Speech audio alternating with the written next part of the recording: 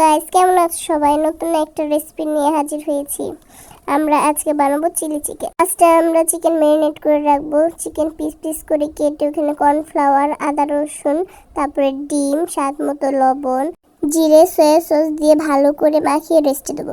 আমি যে মাখাইছি ওইটার ভিডিও নিতেই ভুলে গেছি। তারপরে ক্যাপসিকাম, পেঁয়াজ চারকোনা করে কেটে নিব। তারপর কড়াইয়ে মাটির চুলায় তেল গরম হলে তারপরে মাংসগুলো যেগুলো ম্যারিনেট করে রাখছি ওগুলো ভালো করে ভাজবো। ভাজা ভাজা হয়ে গেলে আমরা এগুলো সব তুলে রাখবো। দেখুন আমাদের কি সুন্দর ভাজা হয়ে গেছে।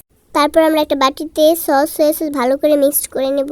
তারপর গরম কড়াইয়ে হালকা পরিমাণ তেল দিয়ে রসুন কুচি দিয়ে ভালো করে ভাজা ভাজা করে নেব। রসুনগুলো লালচে হয়ে আসতে তারপরে পেঁয়াজ, মরিচ আর ক্যাপসিকাম দিয়ে ভালো করে নাড়াচাড়া করে একটু হালকা সিদ্ধ করে নেব। হালকা সিদ্ধ হয়ে আসলে তারপরে আমরা সসটা দিয়ে দেব। ওই সসের মধ্যে আমরা 1 চামচ কর্নফ্লাওয়ার দিয়েছিলাম, যেটা আমরা বলতে ভুলে গেছি। এখন আমরা সসটা দিয়ে নাড়াচাড়া দেওয়ার পরে যখন দেখব সসটা হয়ে আসছে, ওইখানে আমরা চিকেনগুলো দিয়ে ভালো করে নাড়াচাড়া দিয়ে নামিয়ে নেব। খুব সহজে দেখুন আমাদের তৈরি হয়ে গেছে চিলি চিকেন। রেসিপিটা যদি ভালো লাগে অবশ্যই আমাদের জানাবেন। Tata, by.